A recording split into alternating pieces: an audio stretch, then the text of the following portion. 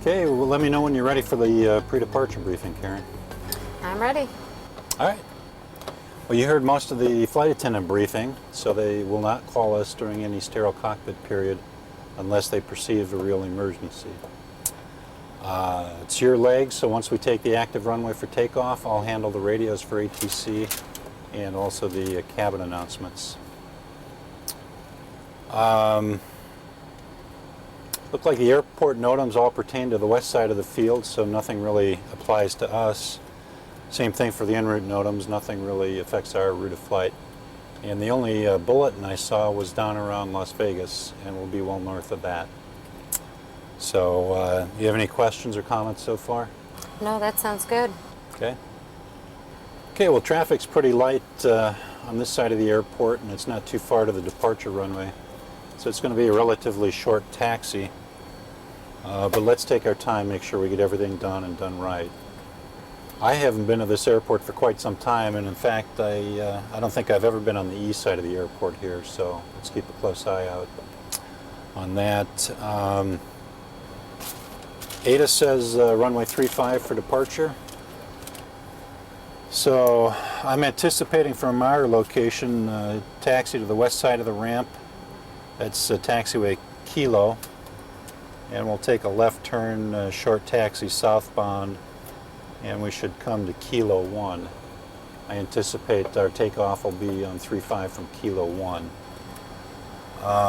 If you look at the airport diagram, runway 35 and 32 are pretty much in the same spot, so it's going to be one expansive mass of concrete down there. It can be a little bit confusing. So let's use all our visual aids, the runway location markings. Use the runway location signs, and if you would cross-reference the heading when we're in position on runway 35 on the compass. Okay, I'll make sure that both of our compasses show 346 before we take off. And also, there are no hot spots for takeoff or taxi depicted on the airport diagram chart. Okay, great. Let's talk about rejected takeoff. Above 80 knots, we're into the high-speed portion of the takeoff. We'll only reject the takeoff if it looks like the airplane's not going to fly, or if I get a fire warning or an engine failure, or a predictive wind shear caution or warning. In any case, I'll make the call and perform the maneuver. I'll take the aircraft from you and I'll say reject, reject. And what I want you to do is call the tower, tell them who we are, where we are, and what we're doing. Something like Tower Consolidated 1481, aborting takeoff runway 35, rejecting takeoff. Yeah, I'll make sure that I say it twice, and that's what I'll do. All Reject. right, sounds good. It's going to be your leg to fly, so I'll let you go ahead and finish the departure briefing. Okay. There are no special procedures for engine failure or terrain clearance departing on runway 35.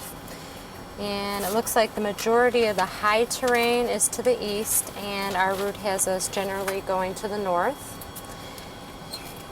We do have our clearance. It does check with our flight plan. And for performance, we have flaps 1 reduced since we're well below the maximum weight for reduced thrust. If we should happen to experience any equipment failures, I'll continue to fly the aircraft until you say otherwise. And if we do get real busy, it's for terrain.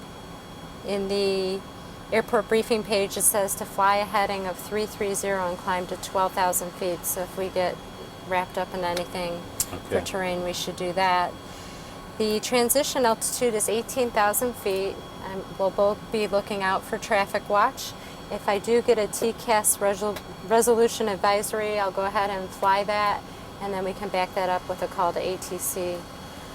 And since there's no additional crew members jump seating, I believe I've covered everything. Did I miss anything? I think you got it all. Let's do the before start checklist. Before start checklist, departure briefing. Complete.